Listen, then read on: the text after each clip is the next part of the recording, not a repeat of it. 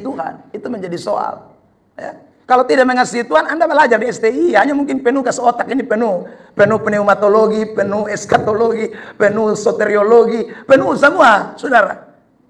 Tapi sekali lagi, karena Anda tidak mengasihi Tuhan, itu ilmu, itu pelajaran, bukan salah itu pelajaran. Tapi itu pelajaran tidak menjadi sesuatu yang mempersiapkan hidupmu secara baik. Tidak mempersiapkan hidupmu secara dewasa. Tidak mempersiapkan hidupmu untuk menyambut hari Tuhan yang akan datang itu. Karena kamu tidak gregoreo. Kamu tidak sungguh-sungguh berjaga-jaga dengan kebenaran itu. Saudara yang terkasih dalam Tuhan. Maka pacaran jadi sembarang. Minta maaf ya, omong apa adanya. Selamat datang di channel YouTube Pendeta Ebenezer Playmo. Jangan lupa subscribe. Lewat firman Tuhan yang memberikan kami kekuatan baru, yang memberikan kami segala hal yang kami inginkan untuk kami kerjakan. Tuhan nyatakan itu dalam pemberitaan ini Tuhan. Terima kasih Tuhan, Roh Kudus ambil alih sepenuhnya, mulai dari awal, pertengahan sampai akhir. Dan biarlah kami semua diberkati dengan firman Tuhan. Di dalam nama Tuhan Yesus Kristus kami sudah berdoa. Semua kita yang rindu firman Tuhan, bersama-sama kita katakan amin. Baik, silakan duduk para pelayan yang melayani. Shalom buat kita semua. Sekali lagi shalom. Puji Tuhan, Bapak Ibu, Saudara yang terkasih dalam Tuhan Yesus Kristus. Kita bersyukur pagi hari ini Tuhan beri kita kesempatan waktu di tahun baru 2025 ini untuk kita memulai suatu proses belajar mengajar di semester yang baru. Terima kasih buat kesempatan yang diberikan kepada saya untuk boleh berbagi berkat firman Tuhan pada pagi hari ini. Saya mengajak kita untuk memperhatikan firman Tuhan dari kitab 1 Korintus pasal 16 ayat yang ke-14 dan ayat yang ke-22. 1 Korintus pasal 16 ayat yang ke-14 dan ayat yang ke-22. Saya mau kita membaca ayat ini bersama-sama. Saya akan membacakan bersama dengan Bapak Ibu Saudara dua ayat ini dalam hitungan yang ketiga. 1 Korintus 16 ayat 14 dan 22. Sudah temukan, katakan amin. Ya, 1, 2, 3. Lakukanlah segala pekerjaanmu dalam kasih. 22. Siapa yang tidak mengasihi Tuhan, terkutuklah ia. Maranatha. Saudara yang terkasih di dalam Tuhan Yesus Kristus, ide atau pokok pikiran yang kita temukan di dalam dua ayat ini adalah tentang bagaimana mengasihi Tuhan. Ya. Karena itu saya berikan tema pada kesempatan ini adalah mengasihi Tuhan. Bilang samping kiri kanan dulu, mari kita mengasihi Tuhan. Ya, Bapak Ibu Saudara yang terkasih di dalam Tuhan Yesus Kristus, kalau kita melihat jemaat yang ada di Korintus, ini jemaat yang kalau dilihat dari kacamata rohani atau soal spiritual, mereka adalah jemaat yang diberi banyak sekali kasih karunia. Itu kita bisa temukan di dalam pasal yang ke-12 dan pasal yang ke-14 dari kitab 1 Korintus pasal 1 itu. Tapi menarik sekali ketika Rasul Paulus bicara tentang kelebihan-kelebihan atau karunia-karunia yang dimiliki oleh jemaat yang ada di Korintus. Paulus membagi dua pasal itu dengan satu pasal di tengah, yaitu kitab 1 Korintus 13 yang bicara secara keseluruhan tentang kasih. Ya, tentang kasih. Saudara yang terkasih, nah di pasal yang ke-13 itu kita menemukan bagaimana Paulus kemudian mengemukakan bahwa semua kelebihan-kelebihan yang ada pada jemaat yang ada di Korintus itu akan menjadi sesuatu yang tidak berguna. 1 Korintus 13 ayat 1, ayat 2, ayat 3. Jikalau tidak ada kasih di dalamnya. Bahkan di ayat yang ke-13 dari 1 Korintus 13 itu, Paulus menekankan di sana bahwa ada tiga hal yang penting, yaitu iman, pengharapan, dan kasih. Tetapi yang paling besar di antaranya adalah kasih itu. Nah saudara, ini artinya bahwa kasih menjadi sesuatu yang sangat penting di dalam hidup orang-orang percaya. Kasih menjadi sesuatu yang menjadi esensi di dalam hidup orang-orang Kristen. Kita bisa punya banyak karunia, kita bisa punya banyak kelebihan, kita bisa punya banyak sekali talenta, ya, tetapi kalau tidak ada kasih, itu hancur. Nah, itu kita temukan faktanya di dalam jemaat yang ada di Korintus. Saudara, kalau kita melihat selain pasal 12 dan pasal 14 yang menunjukkan bahwa jemaat ini meski punya karunia, tapi salah mempergunakan karunianya, menjadi sombong secara rohani, saudara. Di lain pasal kita menemukan juga banyak sekali ketimpangan-ketimpangan. Banyak sekali, saudaraku, hal-hal yang menunjukkan bahwa jemaat di Korintus itu tidak dewasa secara Kristen, secara iman. Misalnya, di dalam pasal yang ketiga, kita menemukan di sana ada kasus perpecahan. Ya. Ada kelompok ini, kelompok itu, ada pertikaian, ada perselisihan yang terjadi. Lalu kemudian saudara, di pasal yang ke-6 kita menemukan lagi ada kasus percabulan, kasus hawa nafsu yang berhubungan dengan Bukit Akrokorintus itu. Ya. Lalu di pasal yang ke-8 kita menemukan di sana ada orang-orang yang kemudian tidak memahami soal hal berhala. Ya. Di pasal yang ke-11 kita temukan lagi ada diskriminasi sosial di sana. Ya. Jadi ini jemaat yang saudaraku meski punya banyak kelebihan secara rohani dalam tanda kutip, ya. Mereka punya karunia-karunia, tetapi juga punya banyak sekali kelemahan yang menunjukkan mereka tidak dewasa secara iman. Saudaraku, karena itulah Paulus sekali lagi menekankan soal hal kasih itu menjadi penting. Rupanya kalau kasih tidak menjadi dasar, kasih itu tidak menjadi suatu esensi dalam hidup kekristenan, maka masalah-masalah begini ini akan timbul terus. Sorry. Kita temukan jangankan di jemaat Korintus, hari-hari ini juga kan begitu. Ya. Kalau hamba Tuhan, pelayan Tuhan sudah tidak hidup lagi di dalam kasih, maka yang ada ya model-model seperti itu juga. Ada pertikaian, ada perceraian, ada perpecahan, ada percabulan, ada semua yang di jemaat Korintus, sombong rohani, diskriminasi, itu akan terjadi juga. Dan tidak menutup kemungkinan semua kita yang hadir pada pagi hari ini di Sekolah Tinggi Teologi Injil Indonesia Kupang, saudara yang terkasih dalam Tuhan, kalau kasih tidak menjadi dasar, kasih tidak menjadi esensi, kasih diabaikan ya, dalam hidup kita sebagai pengikut-pengikut Tuhan, pelayan-pelayan Tuhan, maka jangan heran juga bisa muncul kasus-kasus model begini. Ya, saudara yang terkasih dalam Tuhan, ini penting. Nah karena itu dua ayat yang tadi saya baca itu menjadi suatu anjuran atau suatu perintah, seruan lebih tepatnya untuk kita semua. Lakukanlah segala pekerjaanmu, dikatakan, di dalam kasih. Kalau dalam konteks mahasiswa, lakukanlah segala proses studi pendidikanmu di semester ini dalam kasih. Kalau saudara yang terkasih dalam Tuhan, dalam konteks kita sebagai dosen, maka lakukanlah semua tugas pekerjaan kita melayani dengan kasih, ya, dan lain sebagainya. Ya, sebab kalau tidak itu repot kita. Ya. Saudara yang terkasih di dalam Tuhan Yesus Kristus, bicara soal kasih ini menjadi penting. Ya.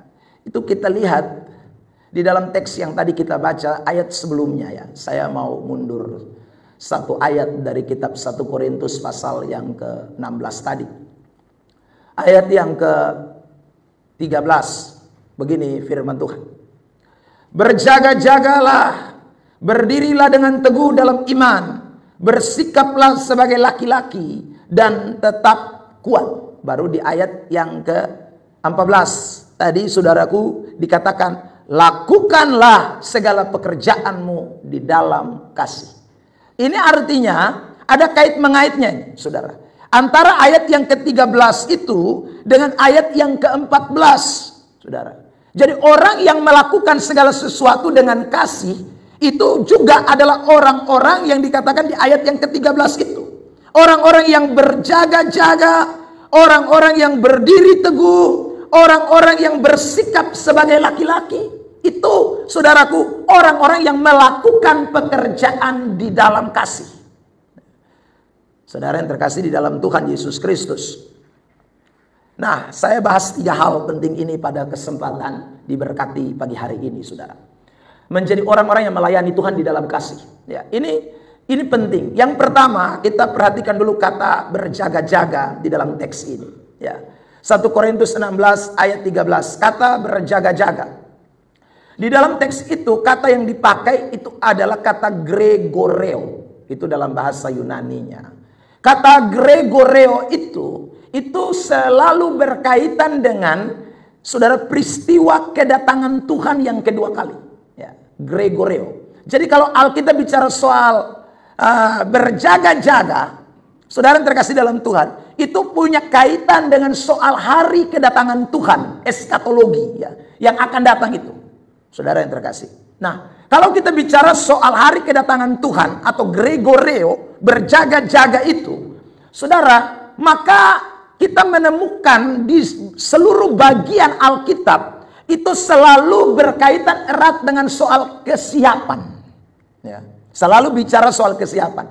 Saya tunjukkan beberapa ayat, misalnya Matius 24 ya, ayat 42. Matius 24 ayat 42. Karena itu berjaga-jagalah, sebab kamu tidak tahu pada hari mana Tuhanmu datang. Lihat itu, kata hari mana Tuhanmu datang, ini tidak lain bicara tentang hari kedatangan Tuhan atau eskatologi. Itu dikaitkan dengan berjaga-jagalah atau kesiapan kita, gregoreo. Saudara yang terkasih, 43. Tetapi ketahuilah ini, masih Matius 24, jika tuan rumah tahu pada waktu mana pada malam hari pencuri akan datang, sudahlah pasti ia berjaga-jaga atau siap-siap, saudara. Dan tidak akan membiarkan rumahnya dibongkar. Jadi saudara yang terkasih dalam Tuhan, ayat-ayat ini menunjuk sekali lagi, kata berjaga-jaga atau gregoreo itu berkaitan erat dengan soal hari kedatangan Tuhan, dan orang Kristen diminta untuk siap sedia. Lebih jelas 2 Petrus 3 ayat 14. 2 Petrus pasal 3 ayat 14. Sebab itu saudara-saudaraku yang kekasih, sambil menantikan semuanya ini, kamu harus berusaha supaya kamu kedapatan, tak bercacat dan tak bernoda di hadapannya dalam perdamaian dengan Dia. Jadi saudara, kata gregoreo atau berjaga-jaga itu punya kaitan erat dengan soal kesiapan kita menyongsong hari Tuhan yang akan datang. Kesiapan apa? Kesiapan rohani kita. Saudara yang terkasih di dalam Tuhan Yesus Kristus.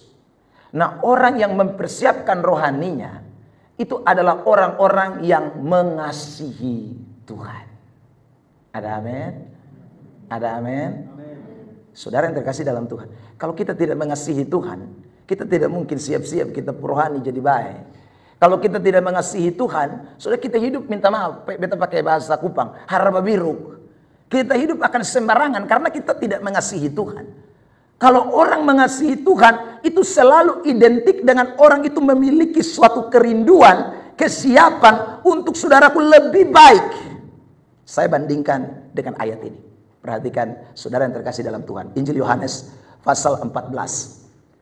Injil Yohanes pasal 14. Perhatikan, saya bacakan ayat yang ke-15, lalu kemudian ayat 20 dan 21. Yohanes pasal 14. Ayat yang ke-15, begini firman Tuhan.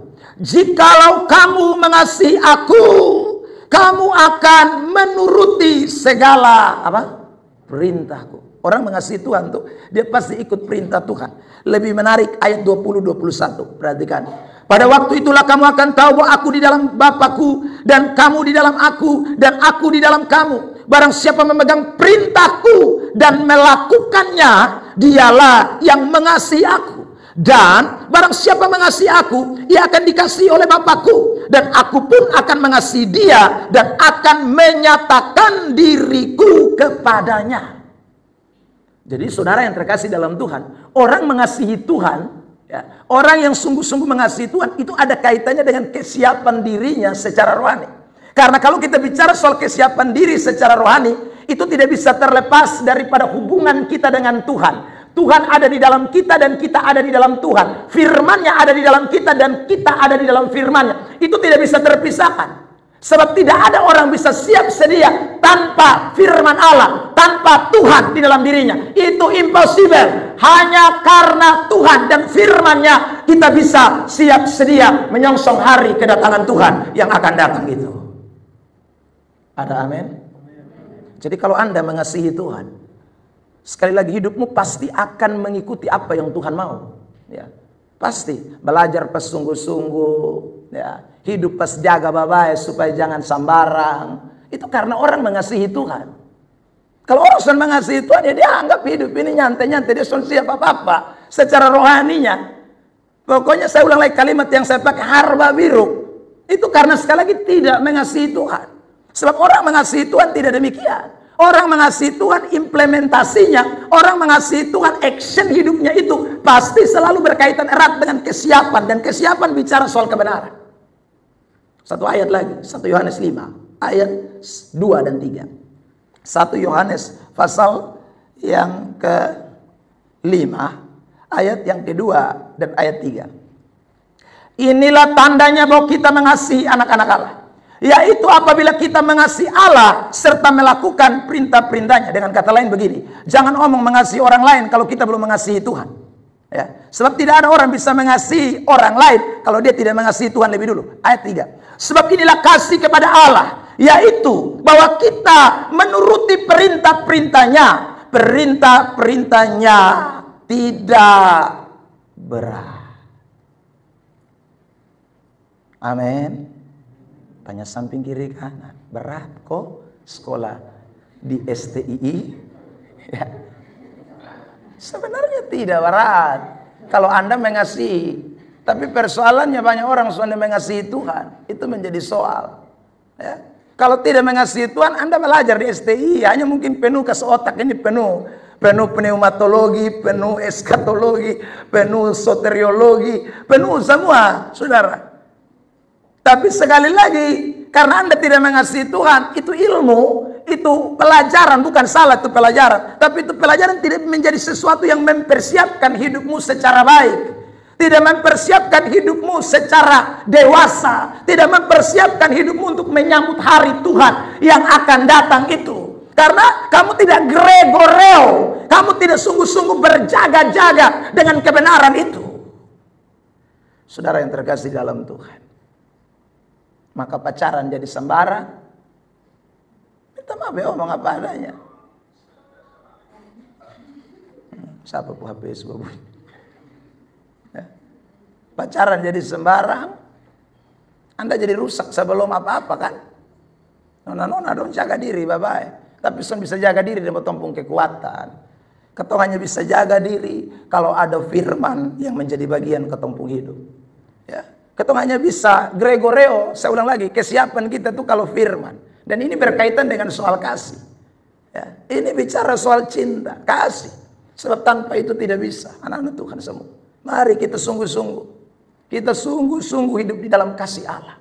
Karena kasih Allah akan buat setiap hari tambah siap sedia. Kasih Allah bikin saya akan terus mempersiapkan diri lebih baik menyambut hari Tuhan yang akan datang itu. Saya akan menjadi orang yang betul-betul mempersiapkan diri, bukan untuk saya jadi orang yang nanti kalau STH maka melayani jadi pendeta, bukan. Itu begitu, itu nomor 2, saudara. Oh saya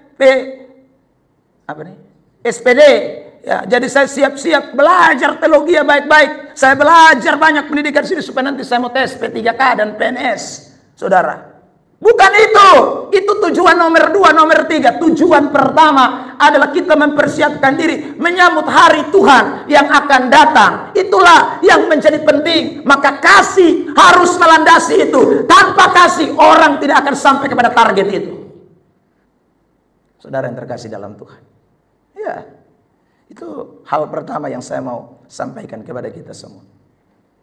Nah, ketika kita bicara soal kesiapan Gregorio, ya, selain berkaitan erat dengan kesiapan dalam hal perilaku hidup kita, saudaraku, kata Gregorio itu juga muncul di dalam Alkitab yang bicara soal kesiapan dalam menghadapi ajaran-ajaran palsu. Ini butuh kasih. Lihat Kisah 20 ayat 30 dan 31. Kisah 20 ayat 30 dan 31. Bahkan dari antara kamu sendiri akan muncul beberapa orang yang dengan ajaran palsu mereka berusaha menarik murid-murid dari jalan yang benar dan supaya mengikuti mereka. 31. Sebab itu Gregorio, berjaga-jagalah dan ingatlah bahwa aku 3 tahun lamanya siang malam dengan tiada berhenti-hentinya menasihati kamu masing-masing dengan mencucurkan air mata. Saudara yang terkasih dalam Tuhan, jadi Gregorio itu menyangkut kesiapan kita menghadapi ajaran-ajaran palsu. Menyangkut kesiapan kita menghadapi pengajar-pengajar sesat. Saudara yang terkasih dalam Tuhan. Menyangkut kesiapan kita untuk pergi memberitakan Injil dengan ajaran-ajaran yang benar.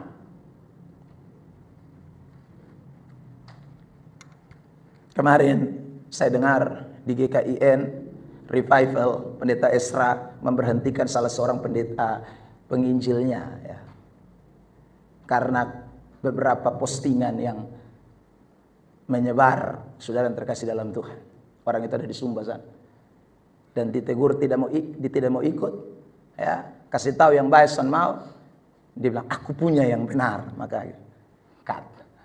Saudara ingat baik-baik, saya cek dia pun profil, ini justru sekolah teologi, ya, ini mah, karena tidak berjaga-jaga. Tidak Gregorio.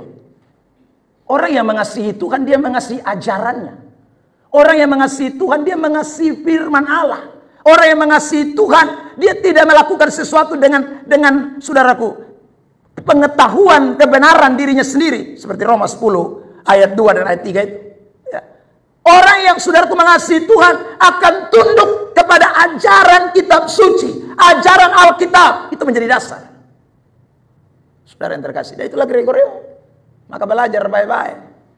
Ya, yang sekarang masuk dan 4 tahun lagi wisuda, saudara yang terkasih dalam Tuhan, pasti 4 tahun lagi ajaran sesat banyak muncul.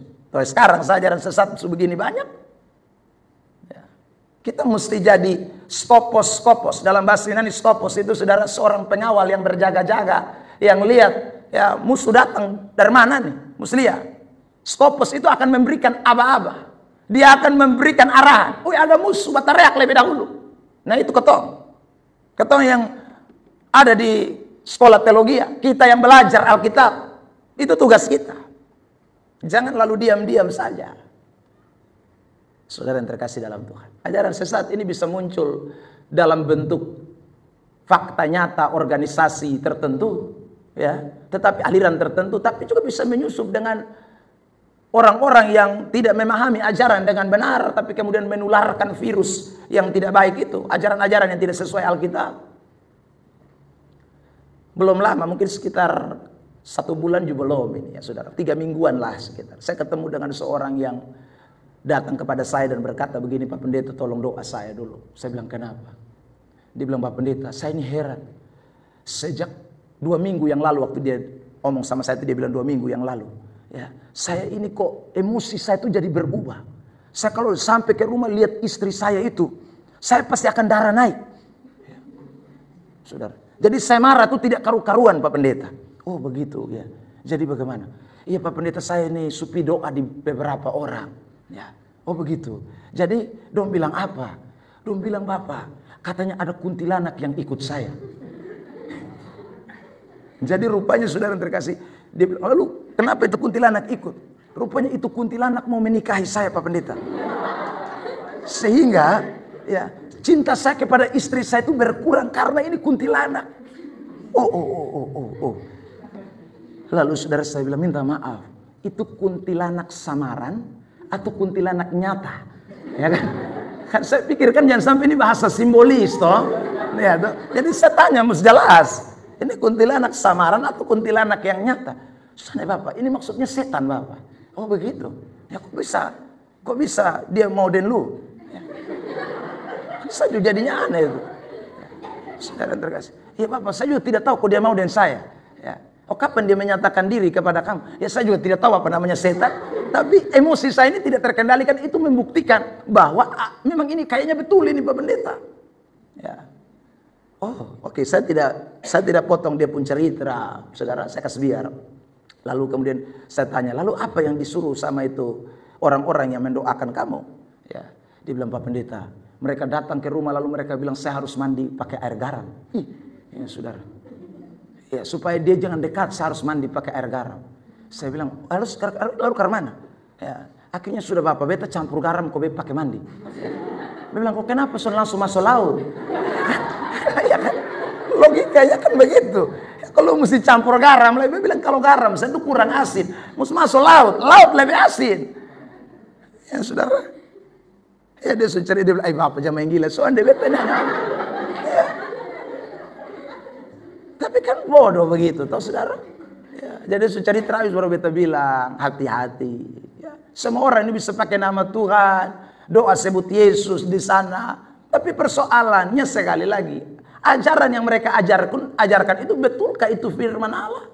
Itu betulkah berdasarkan ajaran Kristus? Itu yang kita mesti cermati, saudara. Saya bilang saya tidak perlu tahu siapa orang-orang itu, tapi saya cuma mau sampaikan kepada you, tidak mungkin bisa. Ya. Satu, kenapa saya bilang tidak bisa? Karena kuntilanak itu, ya, yang namanya kuntilanak itu istilah nama yang diberikan oleh manusia. Setan sendiri tidak punya nama kuntilanak. Ya. Alkitab cuma bilang setan, iblis, itu dua kata. Ya. Kuntilanak, pocong, genruwo, apalagi ya, Dracula dan sejenisnya, itu tuh kan nama yang orang buat. Saudara yang terkasih dalam Tuhan. Yang kedua, saya bilang, setan itu roh. Kalau roh tidak ada jenis kelamin. Dari mana kamu tahu itu setan kuntilanak perempuan? Saudara yang terkasih. Itu hanya film kuntilanak di jembatan Ancol. Itu saja. Ya, saudara. Jadi anak-anak Tuhan kadang-kadang ya, hal-hal begini, hal-hal yang ya praktis yang kita bisa ketemukan dalam dunia sehari-hari, ya. Itu kita ketemukan di banyak orang Kristen tapi yang mesti punya pemahaman goblok begitu. Saudara yang terkasih dalam Tuhan. Yang lebih parah kalau dia sekolah teologi baru di pemahaman mas model begitu. Ya. Nah, karena itulah Gregoria itu penting. Mengasihi Tuhan dengan sungguh itu akan membuat kita cinta kepada pengajaran, cinta kepada firman Allah, dan ajaran Kristus tidak bisa digeser dengan apapun juga. Ada amin? Amin. Bilang samping kiri kanan, Gregoreo, tanda kamu mengasihi Tuhan. Ya. Itu hal yang kita tidak boleh lupakan. Saudara yang terkasih dalam Tuhan. Jadi kalau semua Gregoreo belajar tuh sungguh-sungguh, di kelas jangan mengantuk. Ya. So nanti Anda terima lain, dosen omong lain, Anda pitaro lain. Ya. Dua suami istri bakal lain. Saudara yang terkasih dalam Tuhan. Ini terjadi. Ya, ini terjadi. Kasus ini baru terjadi. Ya, di salah satu daerah, dan yang cerita saya ini orang-orang yang ikuti pendidikan online, saudara. Ya, mereka bilang, mereka bertanya ya, seputaran tentang itu. Karena istri gereja di sat gereja, laki gereja di sat gereja. Dua-dua pulang gereja hari Minggu, istri mulai omong. Ya, istri bilang begini, Papa, tadi bepung gembala khotbah memang membuka beta pun pikiran. Ya, lalu kemudian dia pun bilang, apa itu ma? Ya, oi Bapak, selama ini kita ditipu dan kita dibohongi. Oh gitu. Gembala saya memang luar biasa. Tuhan bukakan lewat dia. Ya. Apa yang dibukakan? Lalu istrinya bilang begini, Yesus itu ternyata dia manusia, dia bukan Allah. Dan dia punya hawa nafsu Bapak. Lalu suaminya bilang, itu salah itu mak. Memang Yesus manusia, tapi dia juga adalah Allah 100%. Saudara yang terkasih. Istrinya bilang, tidak Bapak, itu omong kosong. Ya. Saya punya gembala menyatakan tadi di mimbar dan saya dengar dengan jelas. Bahwa dia punya hawa nafsu. Lalu kemudian saudara yang terkasih dalam Tuhan, suaminya tanya, kok dari mana kamu tahu dia punya hawa nafsu? Saudara yang terkasih. Lalu istrinya bilang, gembala saya tadi mengkhotbahkan soal bagaimana Maria menumpahkan minyak di kaki Yesus. Itu adalah perkawinan adat orang Yahudi. Saudara, jadi Yesus itu menikah dengan Maria. Yesus itu punya hawa nafsu. Kalau dia manusia 100%, dia pasti punya organ seks. Kata gembalanya itu. Dan kalau dia punya organ seks, berarti dia punya hawa nafsu. Dan dia menikah dengan Maria. Ada amin, saudara-saudara? Ah, luar bagus lah. Semua masih hidup. Saya pikir ada yang mati. Ya. Bakalai saudara yang terkasih di rumah. Ini kisah nyata. Yang khotbah siapa? Pendeta. Ajaran model begitu. Saudara yang terkasih dalam Tuhan. Nah, ini kan ngeri itu. Jadi gara-gara Yesus ini manusia 100%, dia paksa harus menikah. Saya bilang, jangankan Yesus. Yang tidak menikah jomblo-jomblo manusia 100% yang tidak keilahian saja banyak. Itu saudara, banyak. Oh, kenapa Anda mesti paksa Yesus mesti menikah karena dia manusia? Ya, itulah ajaran di luar sana. Masih banyak yang lain, saudara. Tapi hari ini saya mau beritakan ini saja. Gregorio, ingat. Jadi belajar kitab suci itu belajar sungguh-sungguh. Jangan bikin lain. Ya, belajar sungguh-sungguh. Ajaran menjadi penting, juga kesiapan diri kita untuk menyambut kedatangan Tuhan. Penting. Hidup kudus, hidup berkenan itu karena firman, bukan karena kita punya bisa, bukan karena kekuatan kita. Itu Gregorio, mengasihi Tuhan. Yang kedua, saudara, bicara soal mengasihi Tuhan, itu dikaitkan dengan berdiri teguh. Ya, tadi dikatakan saudara yang terkasih dalam Tuhan, ya. Di dalam 1 Korintus 10 tadi, 16 tadi, saudara. Selain berjaga-jaga, berdiri teguh dalam iman. Nah, saudaraku, kata berdiri teguh itu dipakai kata steko dalam bahasa Yunani, yang artinya keberanian dan ketahanan untuk mempertahankan posisi di depan musuh. Tidak boleh mundur. Jadi ada musuh, tapi musuh berani, musuh steko. Itu berdiri teguh. Nah, kalau bicara soal ketahanan dalam menghadapi musuh, ya, tidak mundur dan dikaitkan dengan soal mengasihi Tuhan, itu memang hanya orang mengasihi Tuhan yang bisa bertahan. Saya tunjukkan ayat ini. Yakobus pasal 1 ayat 21. Yakobus pasal 1 ayat 21. 12, sorry. Yakobus pasal yang pertama ayat yang ke-12. Begini firman Tuhan. Saya bacakan. Berbahagialah orang yang bertahan dalam pencobaan. Sebab apabila ia sudah tahan uji, ia akan menerima mahkota kehidupan yang dijanjikan Allah kepada, sama-sama kita lanjut itu kalimat 1, 2, 3, barang siapa yang mengasihi dia. Jadi orang yang bertahan dalam 12a itu adalah orang yang mengasihi Tuhan. Tidak ada orang yang bisa bertahan tanpa mengasihi Tuhan. Tidak ada. Pencobaan ini bukan main gila. Saudara, saya coba-coba browsing di internet untuk cari tahu fakta orang bunuh diri mulai dari tahun 2021, saudara. Dan angka kasus bunuh diri sejak tahun 2021 menurut Badan WHO PBB itu tambah tahun meningkat, bukan turun. Tambah tahun itu tambah banyak, saudara. Nah, kalau orang bunuh diri tambah banyak, itu membuktikan bahwa ada masalah yang tambah hari tambah banyak. Ada tantangan yang tambah hari tambah banyak. Saudara terkasih dalam Tuhan. Tapi meskipun tantangan banyak, masalah banyak, kesulitan banyak, tapi kalau saudara dan saya mengasihi Tuhan, tidak ada yang mustahil bagi Tuhan. Orang-orang yang mengasihi Tuhan akan bertahan, bukan hanya hari ini, sampai hari kedatangan Tuhan, dia akan tetap bertahan. Ada amin? Tidak ada manusia STI yang bunuh diri. Ya, saudaraku. Orang yang bunuh diri itu orang yang tidak mengasihi Tuhan. Kalau orang mengasihi Tuhan tidak akan dia minum baygon, lompat di jembatan Liliba, saudara, apalagi ya, beli tali. Sekarang beli tali harus pakai surat. Jadi Anda jangan coba-coba beli tali jemuran, surat lengkap mesti ada dari kantor desa dan kelurahan. Sebab takut Anda bukan beli tali untuk bikin jemuran, gantung diri punya. Saudara. Dan survei membuktikan bahwa yang lebih banyak bunuh diri laki-laki bukan perempuan. Loh iya. Lebih banyak laki-laki. Perempuan itu hanya sekian persen. Yang coba-coba bunuh diri lebih banyak perempuan, tapi cuman coba-coba. Saudara, dia begitu sampai di jembatan di Liba, dia ngeri balik. Perempuan. Kalau laki saudara ngeri, dia begitu langsung eksekusi. Ya, Tuhan. Kalau kita mengasihi Tuhan tidak begitu. Amin. Mengasihi Tuhan itu penting. Jangan mengasihi pacar lebih daripada Tuhan. Itu lu bunuh diri bodoh-bodoh kok tidak?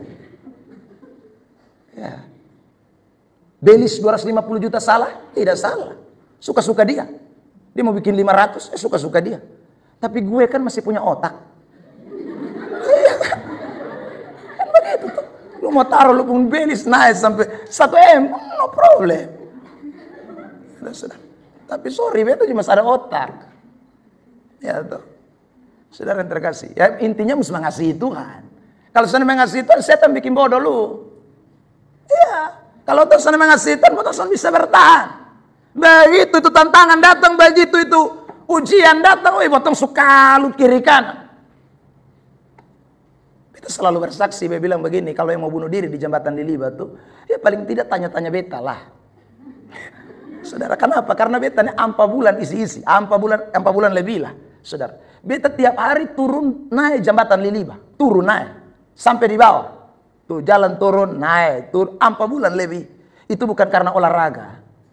Saudara, karena dulu tuh tahun 2004 waktu beta datang setelah menikah dari Jawa, datang mau melayani di Kupang ini, saudara. Beta kontrak rumah pertama tuh di pinggir jembatan Liliba dengan harga Rp25.000. Itu rumah tidak ada WC, itu rumah depung lantai tanah, ya sudah. Karena murah, 25.000, tapi tidak ada WC, gelap gulita, listrik tidak ada, saudara. Tapi beta pikir-pikir cari mahal, beta mampu bayar kan?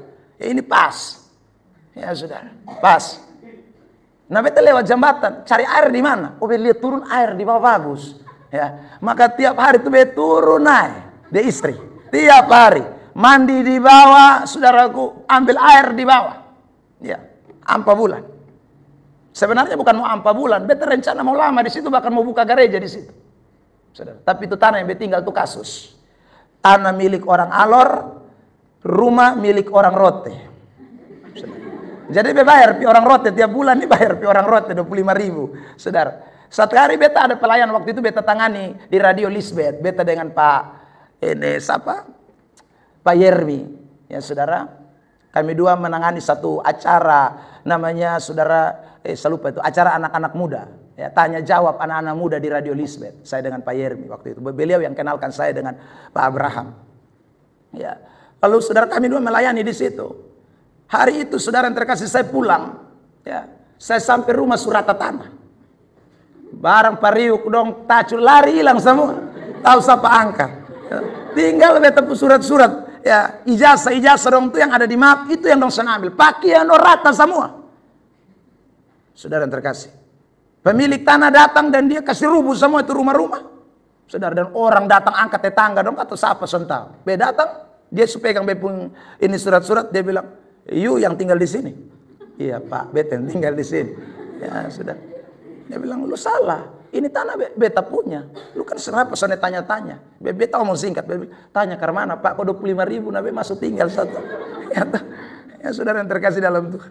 Nah makanya itu ngeri saudara. Kita turun di situ tuh. Ya saudara yang terkasih dalam Tuhan. Kadang tuh saya raroso tuh. Nah itu yang saya heran. Kok orang bisa buang diri turun tuh. Ya saudara. Itu mengerikan tuh saudara. Jalan naik dari situ di atas tuh saudaraku, ya bisa makan sekitar 20 menit itu. Kalau turun ya kota masih bisa cepat. Saudara yang terkasih dalam Tuhan. Aduh, saya heran ya. Banyak orang tidak mampu menghadapi situasi hidup. Saya ulang, hanya orang mengasihi Tuhan. Maka tiap hari jangan lupa terus saudaraku hidup di dalam kasih Allah. Ya. Kasih Allah, kasih Allah. Kalau ada kasih Allah dalam hidup kita, tidak ada yang bisa pisahkan kita. Roma 8 ayat 31 bilang begitu sampai 37. Ya, tidak ada yang bisa pisahkan kita dari kasih Kristus. Ketelanjangan, kelaparan, penganiayaan, penindasan, kesesakan. Tidak ada yang bisa pisahkan kita dari kasih Kristus. Maka kasih menjadi penting dalam hidup kekristenan kita. Amin. Amin. Bilang samping kiri kanan, melayani dengan kasih. Kamu tidak bunuh diri. Kamu tidak menyerah. Ya, saudara, kalau menyerah tengah jalan. Yang terakhir, saudara yang terkasih dalam Tuhan Yesus Kristus, saya tutup bagian yang ketiga. Dikatakan di dalam teks ayat 13 itu, ya, selain berdiri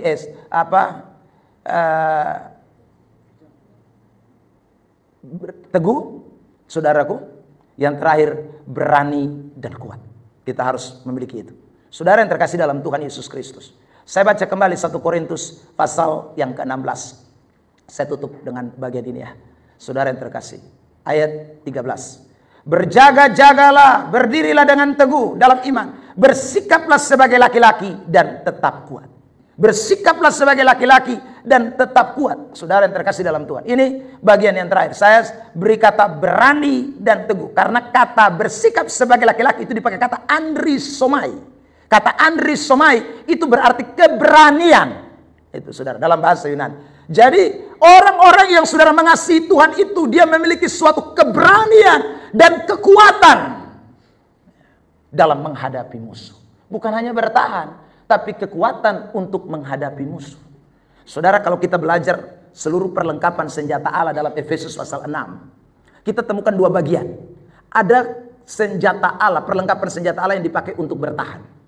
Ya, perisai iman, ya, itu kan untuk bertahan.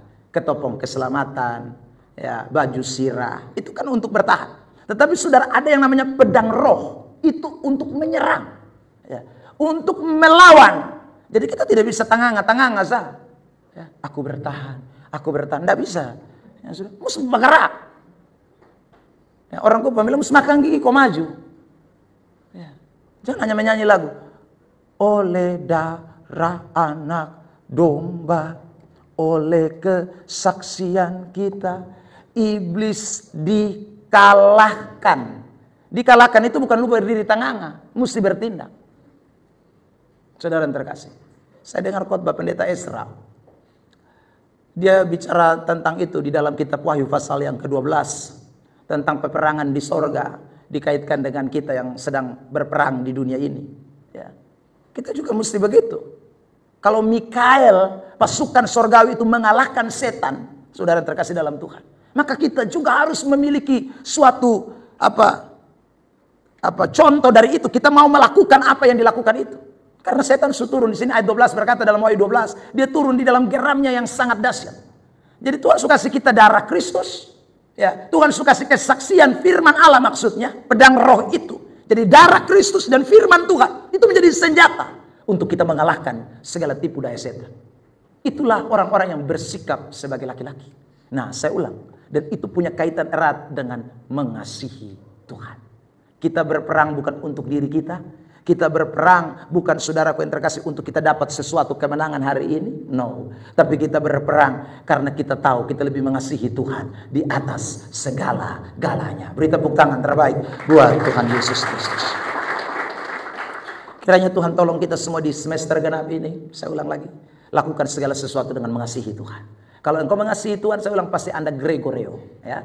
Kalau mengasihi Tuhan, pasti saudaraku menjadi orang-orang yang bertahan dalam segala macam pencobaan. Kalau saudara dan saya menjadi orang yang mengasihi Tuhan, kita akan bersikap sebagai laki-laki. Andrisomai, kratoye, kekuatan, kratoye, saudara. Ya. Kratoye, artinya orang yang memiliki kekuatan untuk menghantam, lapis sampai runtuh. Itu kekuatan yang Tuhan berikan kepada kita. Ini kita miliki, tidak ada satu perkara pun yang mustahil bagi Tuhan. Saya tutup dengan ayat Filipi 3 ayat yang ke-14. Segala perkara dapat kutanggung di dalam Dia yang memberikan kekuatan kepadaku. Ada amin. Tuhan berkati kita dengan firman-Nya. Mari kita tunduk kepala di hadirat Tuhan. Terima kasih Tuhan Yesus.